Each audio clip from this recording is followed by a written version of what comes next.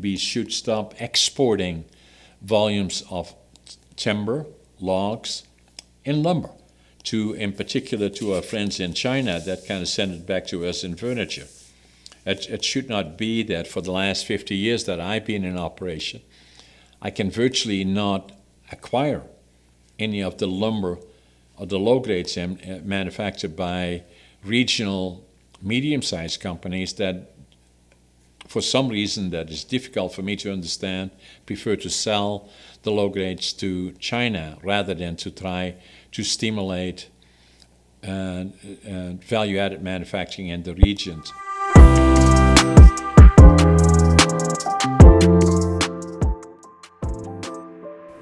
This is a segment of BC forest industry in crisis, in particular relating to value-added manufacturing. And value-added manufacturing in the forest industry could be relating to a whole lot of different issues. A lot of people would say it could relate to logs being used for poles. It could be relating to lumber being, in particular, chips or sawdust shavings being used for pellets, or for a whole lot of other segments. For the purposes of this particular podcast and my particular segment in relation to that is, as I talk about value-added manufacturing, I believe lumber. As the lumber is produced by a primary manufacturer, a portion of the volume that is being manufactured, and my idea of value-added manufacturing would be that the segments are already separated once the mill produces lumber. What is happening now and has been for many, many years in the major primaries is that most of the lumber being manufactured is two and better. In some cases J grade, the higher grade separate, but in most cases two and better, which is basically lumber used for manufacturing. Number 3 are utility, which is used usually not suitable for construction, but usually for light construction maybe, or for further manufacturing. And then the last grade is economy dimension. I would say for all intents and purposes, that particular, the number 3, utility and economy, could well for all intents and purposes represent 20%. I want to focus on those areas, and then on other areas in terms of the higher grades could also be 20% potentially. And the model that I'm proposing is that following in particular, where do we go with lumber manufacturing in the future? The sawmills likely will be smaller.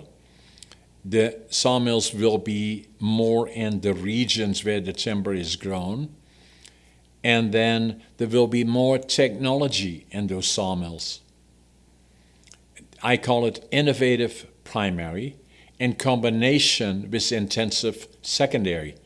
And what do I mean by intensive secondary? Those are further manufacturing of dimension lumber that is manufactured by the sawmills that goes up the value chain. And I'm suggesting that in the future, 25% of the lumber manufactured, or a total of 50% actually, of lumber manufactured by the sawmills, 25% of the high grades, 20 to 25% of the low grades will go up the value chain. And that's what I believe will be the future of the new industry as we go forward from here on in. Once we recover from the downsizing and obviously the devastating difficulties in the industry right now, where of the 120 mills in British Columbia, we are down to 60, and there are still more likely that will be closed or disappear. So in a lot of cases, further manufacturing, at the 25% in particular, could well be done by primaries or by strategic relationships between primaries and secondaries, or by independence. That's how I see it. That's always how I have seen it. There are some unique examples of primaries in combination with further manufacturing or secondary manufacturing. A good example of that is Ken Galesnikov and the Kootenays as a good example. It was their organization that has been around for close to 50, 60, 70 years. And other examples would be, in my opinion, would be the Gorman Brothers organization in West Bank, that has specialized in boards. And there are a number of other companies that are special, who also are tenure holders. And what is tenure? So the question is that tenure is renewable fiber, trees, timber in particular, a license that will give the company that is the holder of tenure renewed fiber from the annual allowable cut. So a number of things have happened to the industry where the annual allowable cut, the amount of fiber available to primary manufacturers over the last 10, 15 years has been substantially altered. In particular, what comes to mind is the pine beetle epidemic, and that was about 20 years ago in the late 1990s, early 2000s, where the pine beetle epidemic affected a lot of the pine beetle particularly in the interior of the province. Started in Tweedsmuir Park by Burns Lake, and then spread around the interior of the province. The problem was that if they had to accelerate the cuts and harvesting, because otherwise it would rot and no longer be suitable for further manufacturing. The amount of timber that was affected was about 1 billion cubic meters that was harvested, or equal to likely 16 annual allowable cuts approximately of 60 million cubic meters annually, which is about the harvest average in the province. What it also did is that in addition to that, there were other regions that were affected by spruce beetle attacks, fires, and a number of other areas.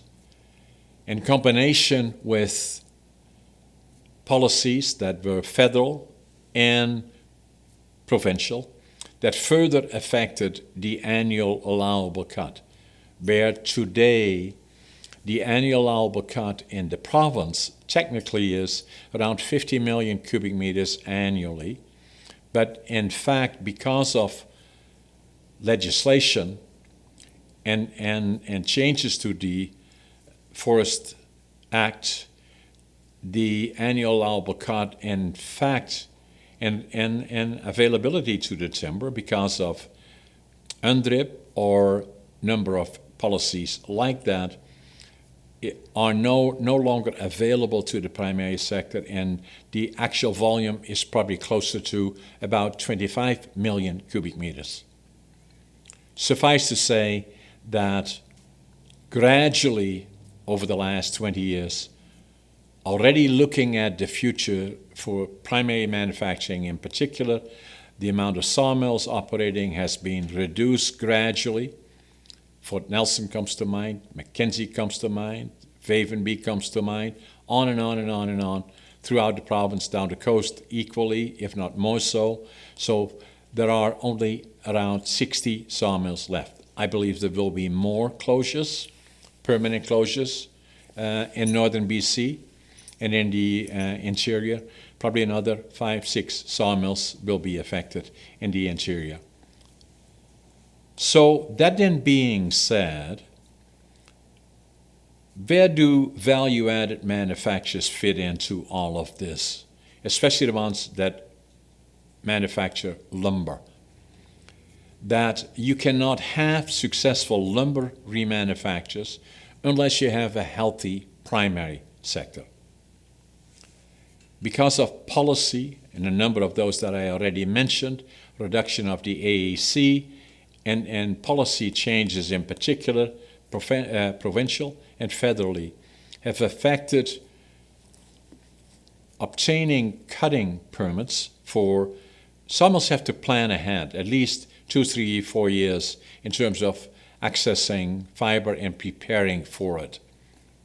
That has become a real problem. Hence, some of the majors in particular, the lot of timber is controlled by the major companies that have decided to invest elsewhere because it was no longer profitable to do that in the province. So they have moved to the U.S. Southeast in particular, but also to other places like Sweden, Germany, and other places. And are no longer investing in the province in regards to primary manufacturing. So, how has it affected us from a labor perspective? The primary sector, or the industry, the forest industry in the province used to employ close to 180,000 people. It's probably close to half of that, about 90 now, and still going down further. The danger is even that more pulp mills will shut down. Every time you have 5 sawmills going down, a pulp mill will go down. So the question is then, okay, so we know that. So how does it look going forward? Likely tough for the next 20, 30, 40 years. If you look at the annual growth, probably in the interior, anywhere from 60 to 80, 90 years or 100 years, the cycle is a long one. And at some point will start coming up gradually, but it's going to be a tough one from here on forward. So what then is the issue with secondary manufacturing? Well, secondary manufacturing has been always part of the industry, independent ones, but also primaries that ventured into secondary manufacturing. But right now, mainly, the secondary manufacturing is done by independents. But as the primary sawmills shut down, then less fiber is available to the secondary manufacturers.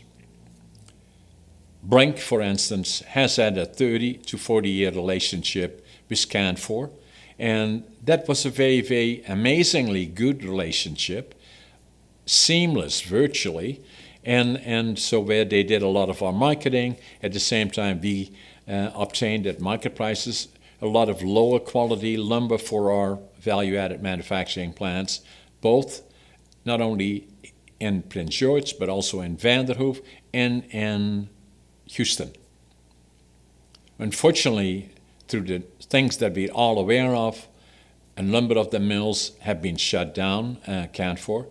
West Fraser and Fraser Lake, for instance, was also a mill that we relied on that shut down. And so access to fiber for our value-added plants has become very, very difficult to come by.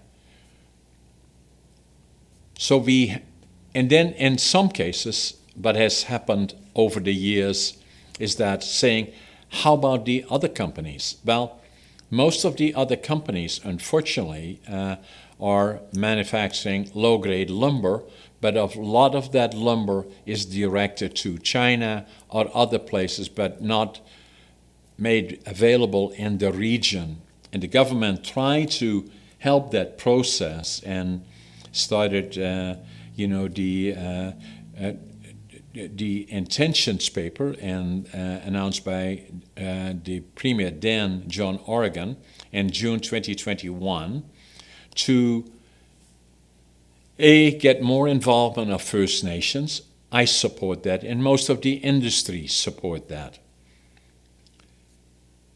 The challenge likely there is that there are 206 First Nations in the province of British Columbia.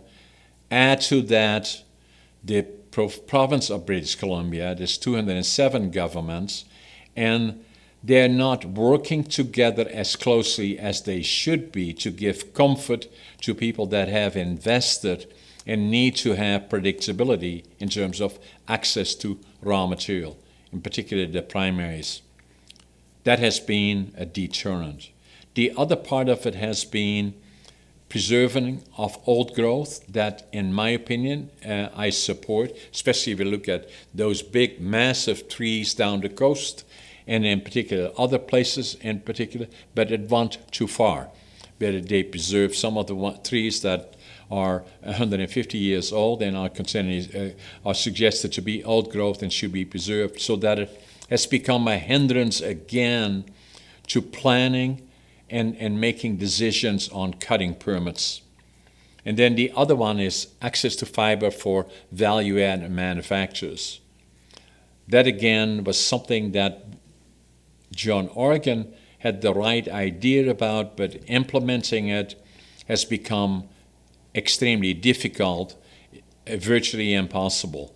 Most of the value-added plants that we had in BC, including Brink, in the late 1990s, I was the founding president of the BC Council Value-Added Wood Processors, 8 associations, 800 members. There is less than 25% of them left.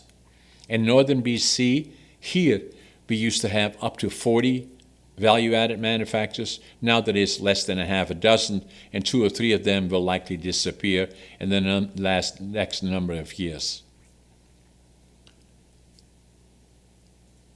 What do we do about it is the question. So for Brink, that has been probably one of the most aggressive, I would not say, but most proactive value-added manufacturers, we want to do more. We want to go into CLT. We do more mass manufacturing, value-added manufacturing.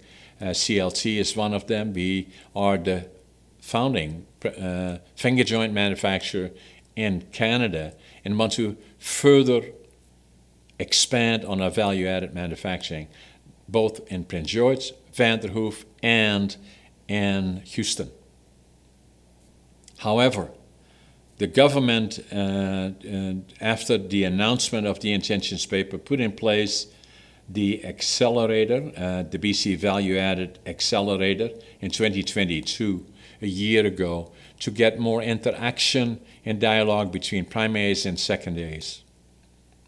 Has not been overly successful. Access to timber for these value-added companies that were registered as Category 2 at a volume of timber available is a small business program that had been reduced substantially, and that again happened primarily in the early 2000s when the BC Liberal government then came into office in 2001 and made substantial changes to a number of policies that affected the forest industry, in particular the smaller business and secondary manufacturing. The one was appurtency, meaning timber should be manufactured in the regions where it is harvested. And the second one was the small business program, stimulating value-added manufacturing that had received in the small business program about 20% of the annual allowable cut. That was substantially reduced to the minimum of about 1/10 of all of that, and then further reduced again in the current government in 2022, when there was about 1.2 million cubic meters left, that reduced it to 600,000 cubic meters for the whole secondary sector in the province, which is no more than a small sawmill would not be able to survive on that amount of timber.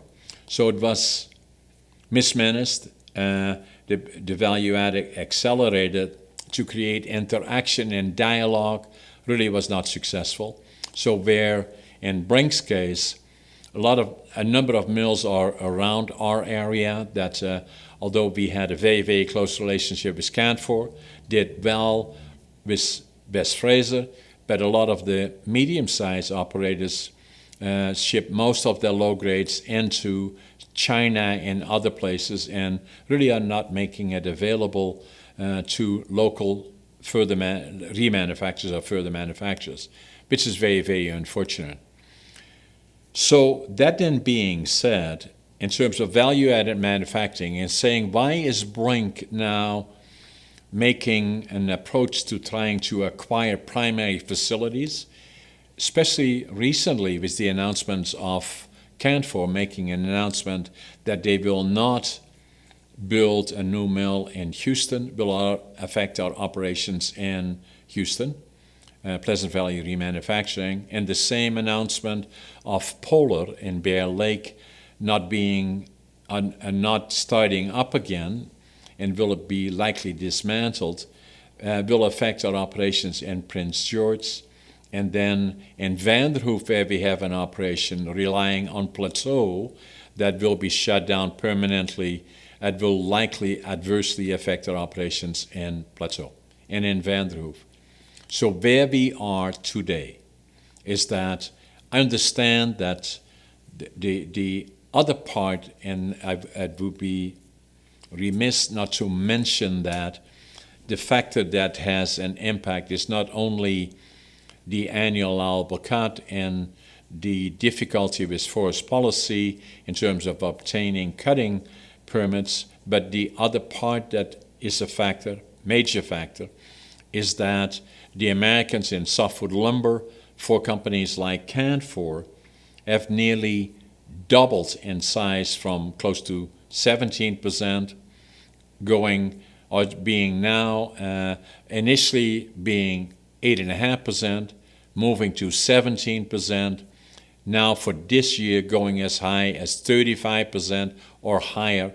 And on the basis of what we already know, and they already know today based on the 2023 production, it may go as high as 40%. It would be no longer feasible for organizations, in particular like Canfor, to survive or to be profitable or justifiable to operate in this region. And I understand that. So for us, we have no place to go and don't want to go anywhere. And so the only way that we can deal with this, in my opinion, not only to survive our current operations, and we employ well in excess of 400 people, but to even grow and expand, is that we would have to go and acquire primary facilities. So hence, we have made an offer to Canfor to buy 4 of the sawmills that they have in Bear Lake to support our operation in Prince George, Fort St. John, to add value-added manufacturing, to acquire Plateau, and to build a new mill in Houston. I believe that for us is the way of going forward, and again combining our new business model that says that the future of the industry, smaller mills in the region, adding primary capacity that goes where 50% of the volume will go up the value chain, 25% of the high grades, 25% of the lower grades. So our company will not only remain with the same employees, but will sizably increase our employment. And by acquiring these mills and changing the mills in terms of what we manufacture for which markets, will substantially increase the value that is being manufactured. I believe that is the model for the future and for success. So questions then become as to how many people would it totally involve. We believe that the shuts that have taken place in the different mills, direct and indirect jobs, will have affected 5,000 jobs. But I'm proposing is that we'll create another 5,000 jobs. Again, I would hope that we can maintain our relationships with the primary, in particular Canfor that we're dealing with now. They still will have mills in Alberta, obviously in the United States, and in the Kootenay region, and that we still do our marketing potentially with them, that we still supply them with chips for the pulp mills in the region here. And so that the fear that I would have is that what would potentially happen is that those mills would be sold for scrap and taken apart, which happens in a lot of cases, or sent to the United States. I'm afraid, respectfully to the primaries, that what will happen, that unless those mills are acquired by somebody that intends to operate them in a different model, that those mills, once we take them down and out of the region, that it will probably take 50 to 60 years before anybody else will invest again. So this is one opportunity for us collectively, and I'm not blaming anybody. I'm not blaming Canfor or West Fraser or Talco or other companies that feel they have no option other than to move their capital elsewhere because of forest policy, for one. That is a big one. Softwood lumber duty, and then market conditions, and all the other things in combination that they cannot justify to further invest. So I would hope that this then is an opportunity for us to turn a new direction, that we start working closely with labor, which we are doing with the United Steelworkers, with First Nations, communities in particular, to start again a bit smaller, but in particular at value-added manufacturing and primary in a new model that takes us forward in a new direction. And so that basically is the foundation that I'm in today, and that's why I'm making the proposal to acquire those sawmills, because the alternative is where, if there are no longer those sawmills, then even with First Nations getting up to 20% of the ADAC, or the annual allowable cut, there would be no more market for them to sell their wood, and so it still leaves a robust market out there. And the other part of it is that any of the remaining value-added companies would likely be out of business as well. And so it becomes then a question, how can we still work together in this changing area that it makes nobody happy really about it, but it is what it is through circumstances, policy, American softwood lumber policy, that we find ourselves in a situation where it becomes we have to make difficult choices. And that includes the primaries, that includes secondary manufacturers like ourselves to put at risk everything that we have to try to not only survive, but to be part of a new industry that will evolve from adversity. And so I'm committed to that. And I hope that 5 years, 10 years from now, we can look back and say, it was a difficult time, but still we stayed the course, and the industry is gradually rebounding again, but it will look different. We make new products for new markets and see that as opportunities. And a good example for us is, if I look at Sweden, spent time there in Sweden and in Holland, even today, and this is a little bit older, but it's around 2016, but direct industry employment is virtually double in Sweden from what it is here, and it can be. Sweden was in the same problems that we had. They changed the forest policy, they started adding more value, and they changed the industry. The other thing that we have to do is put more effort into intensive forestry. We have to use it as a farm, and making sure biomass is an opportunity. And then at the same time is working again closely with First Nations together, is training and creating the skill sets that has been a challenge.